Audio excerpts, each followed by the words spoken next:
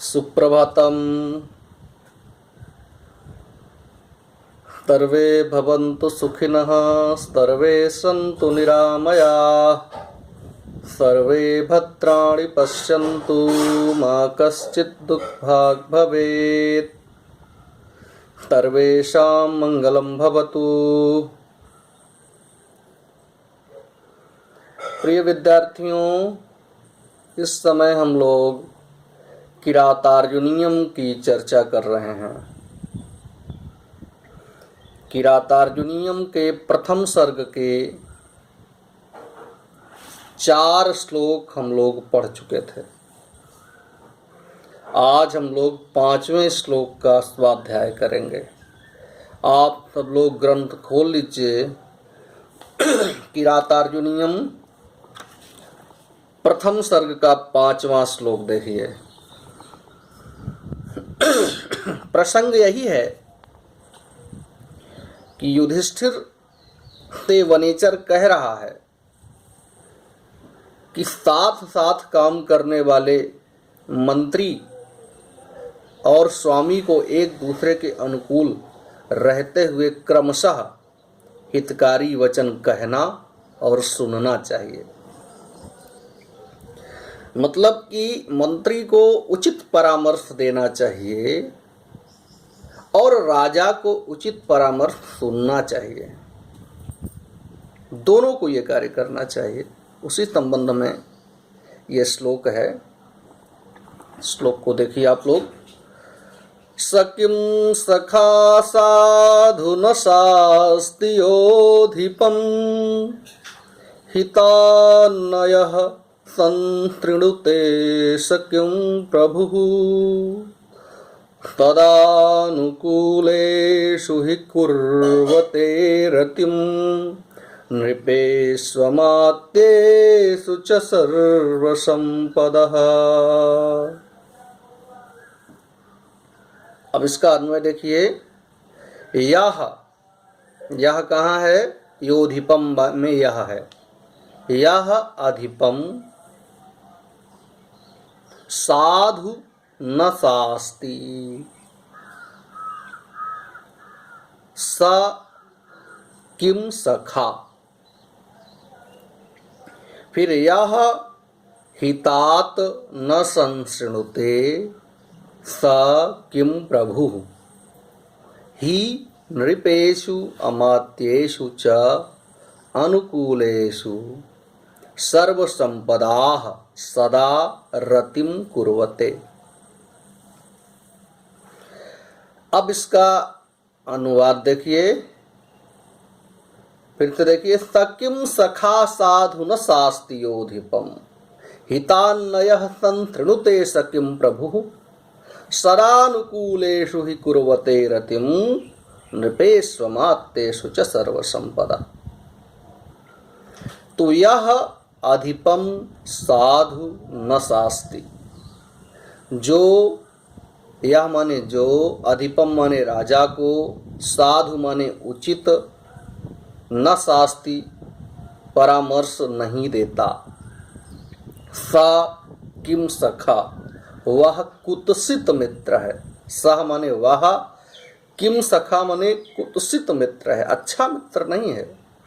जो राजा को उचित परामर्श नहीं देता वो कुत्सित मित्र है, कुत्सित मंत्री है, कुत्सित सलाहकार है, उचित नहीं है, वरेण्य नहीं है। यह जो अधिपम राजा को साधु न शास्ति उचित परामर्श नहीं देता, सह किम सखा, वह कुत्सित मित्र है, कुत्सित मंत्री है। और आगे और देखिए। वनेचर की हिम्मत देखिए, साहस देखिए। आगे भी वो कह रहा है यह हितात न संशृणुते।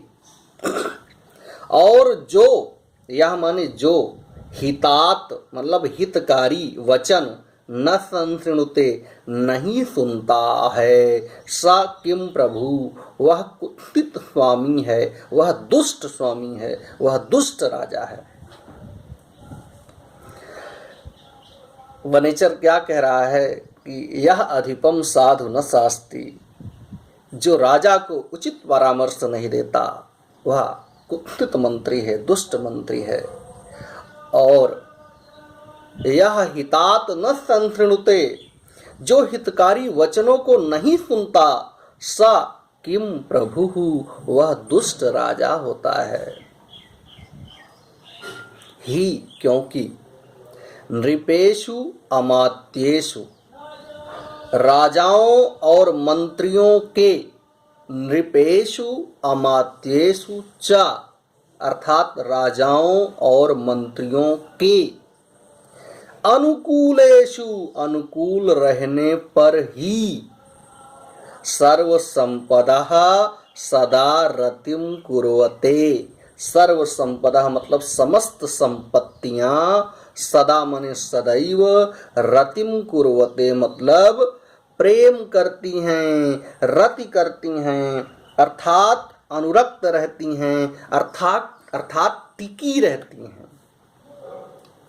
राज्य में मंत्रियों और राजाओं के सदा अनुकूल रहने पर ही समस्त संपत्तियां टिकी रहती हैं, बनी रहती हैं, प्रेम करती हैं, अनुरक्त रहती हैं, अन्यथा नष्ट हो जाती हैं।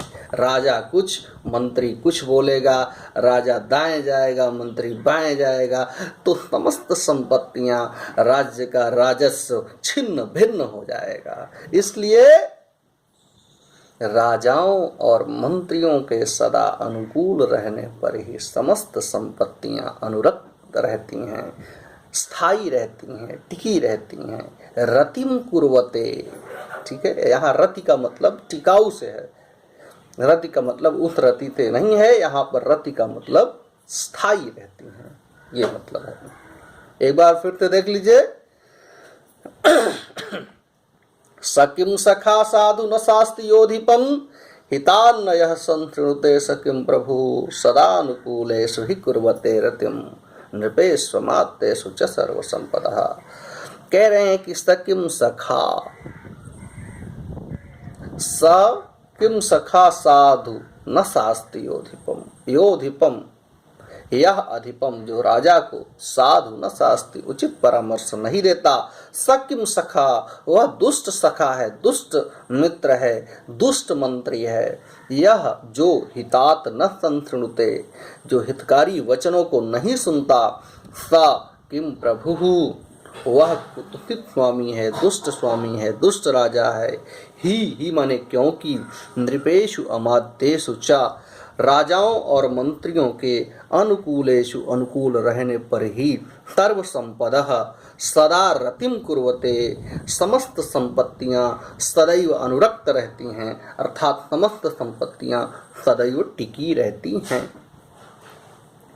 इसके पहले की वनेचर दुर्योधन का हाल सुनाए, उसने पहले से ही एक मनोवैज्ञानिक घेरा बना लिया कि अगर मैं कुछ ऐसा वैसा कहूँ, ऐसा वैसा का मतलब जो राजा युधिष्ठिर को अप्रिय लगे, तो राजा युधिष्ठिर उसको आदर पूर्वक सुने, न कि हमें डांट दें।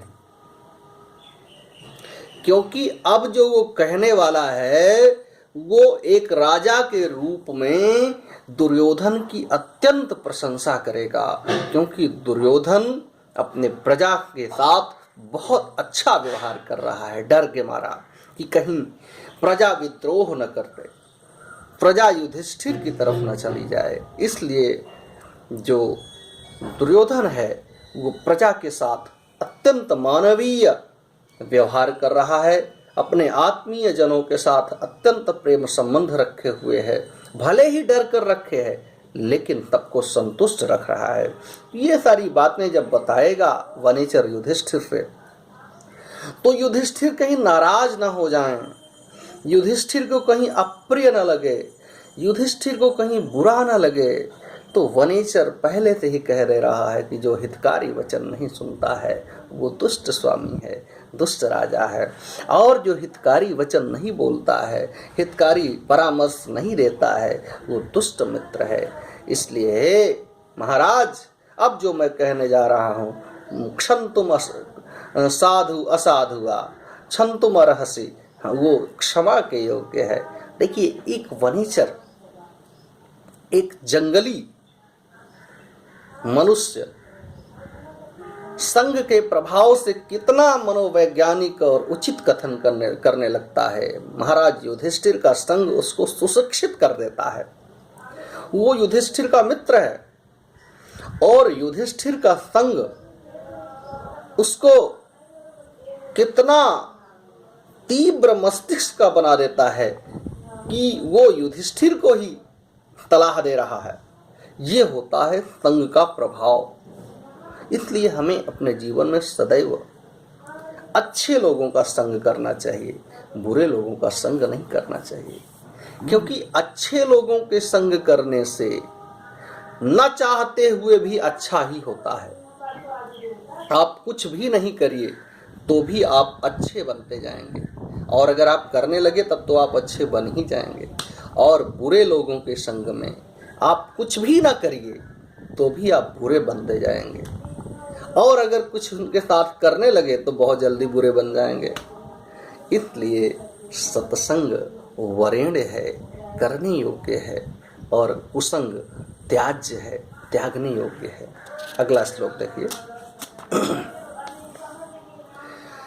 निसर्ग दुर्बोध मबोध विक्लवाः स्वभूपतीनां चरितं क्वजन्तवः तवानुभावोऽयमवेदियन्मया निगूढ़ तत्त्वं नयवर्त्म विद्विषाम्। अब देखिए इसका वो देखिए अन्वय देखिए। भूपतीनाम निसर्ग दुर्बोधम चरितम क्वा।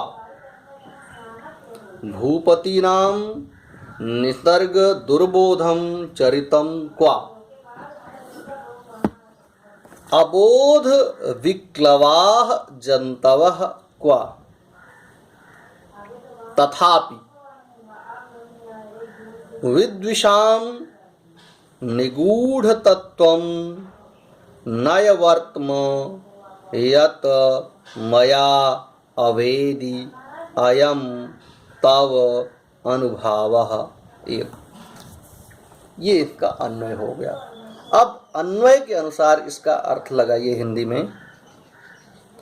फिर से एक बार देखिए। निसर्ग दुर्बोध मबोध विक्लवाः क्वभूपतीनां चरितं क्वजन्तवः तवानुभावोऽयमवेदियन्मया निगूढ़ तत्त्वं नयवर्त्म विद्विषाम्। इसमें भी प्रसंग वही है कि दुर्योधन की दुरूह नीतियों को समझना कोई सामान्य बात नहीं है। फिर भी इस दुष्कर कार्य को पूरा करने वाला अहंकार रहित वह वनेचर विनम्रता पूर्वक इस शत्रु राजनीति को जानने का श्रेय युधिष्ठिर को देता है। मतलब जो वनेचर है, जो संदेशवाहक है, जो गुप्तचर है, वो निरहंकारी है। वो ये नहीं कह रहा है कि मैंने अपने प्रभाव से, अपनी योग्यता से दुर्योधन की नीतियों को जाना है। वो कह रहा है कि हे महाराज युधिष्ठिर, ये आपके प्रभाव के कारण ही संभव हुआ, तभी मैं दुर्योधन के प्रजा विषयक व्यवहारों को जान सका। अन्यथा राजाओं का दुर्बोध चरित्र और मुझ जैसे अज्ञानी जीव जो व्याकुल रहते हैं अज्ञान से, वो कहां मेल खा रहा है, कहां मैं उसे समझ सकता हूं। तो आगे देखिए अब इसका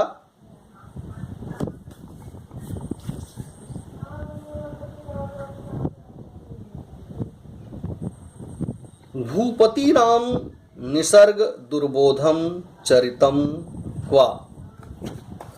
भूपति नाम मतलब राजाओं का। भूपति नाम राजाओं का। निसर्ग दुर्बोधम स्वभाव से दुर्बोध अर्थात कठिनाई से समझ में आने वाला, स्वभाव से ही प्रकृत्या दुर्बोध कठिनाई से समझ में आने वाला चरितम क्वा, चरित्र कहाँ।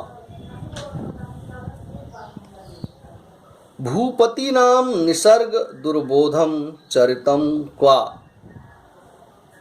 राजाओं का स्वभाव से ही कठिनाई से समझ में आने वाला चरित्र कहाँ।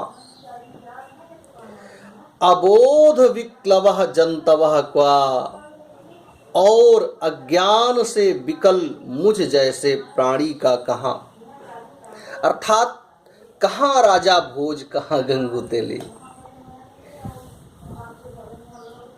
भूपति नाम मतलब राजाओं का, निसर्ग दुर्बोध चरितम क्वा, निसर्ग मतलब स्वभाव से ही, दुर्बोध मतलब कठिनाई से समझ में आने वाला चरित्र कहाँ।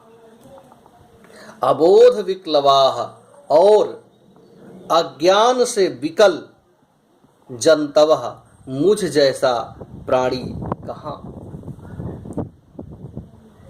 तथापि फिर भी, विद्विषाम शत्रुओं के अर्थात दुर्योधन के, निगूढ़ तत्वम, निगूढ़ तत्वम मतलब गुप्त रहस्यों वाला, नय वर्तम नीति मार्ग, मया अवेदी मेरे द्वारा, यत अवेदी जो जाना गया है, अयम यह, तव अनुभवः तुम्हारा ही प्रभाव है, आपका ही प्रभाव है।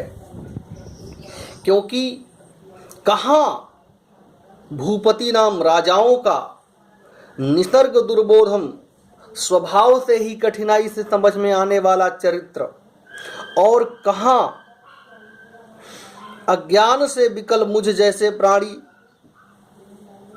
अबोध विक्लवाह जंतवः क्वा, अज्ञान से विकल, अबोध विक्लवाह मतलब अज्ञान से विकल, जंतवः माने मुझ जैसा प्राणी कहाँ।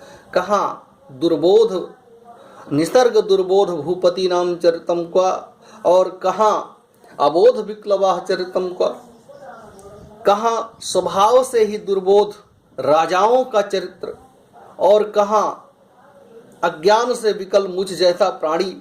लेकिन फिर भी तथापि विद्विषाम निगूढ़ तत्वम, शत्रुओं के गुप्त रहस्यों से युक्त नयवर्तम नीति मार्ग को, यत जो कुछ भी, मया मेरे द्वारा, अवेदी जान लिया गया है, अयम यह, तव तुम्हारा अनुभव प्रभाव है। इसमें वनेचर अपने निरहंकारिता को दिखा रहा है कि देखिए मेरे अंदर कोई ऐसा गुण नहीं है, मेरे अंदर कोई ऐसा प्रभाव नहीं है, मेरे अंदर कोई ऐसी योग्यता नहीं है कि मैं राजाओं के चरित्र को जान सकूं, परंतु ये आपके प्रभाव से, आपके आशीर्वाद से, आपके अनुभव से, आपकी शिक्षाओं से, आपकी प्रेरणा से मैं ये चीज़ें जान सका। तो वनेचर ज्ञानी है, वनेचर के अंदर अहंकार नहीं है, निराभिमानी है, निरहंकारी है, और राजा युधिष्ठिर को हर प्रकार से संतुष्ट करने के पश्चात वो हस्तिनापुर नरेश दुर्योधन के प्रजाविषयक व्यवहार को कहने जा रहा है। इस तरीके से ये 6वां श्लोक संपन्न होता है, और आप लोग 5वें और 6ठें श्लोक का अच्छे से अध्ययन करिए, इसका उच्चारण अच्छे से करिए, और फिर उसके पश्चात इसका अन्वय लगाइए, अन्वय के पश्चात इसका हिंदी अनुवाद करिए, हिंदी अनुवाद के पश्चात इसकी व्याख्या समझिए, जो कि आज हमने एक साथ हम लोग इसको पढ़े। अब आप आगे करिए, जहाँ पे जो समस्या आएगी वो बताइएगा। फ़ोन पे बात हो सकती है, व्हाट्सएप ग्रुप से भी बात हो सकती है। धन्यवाद।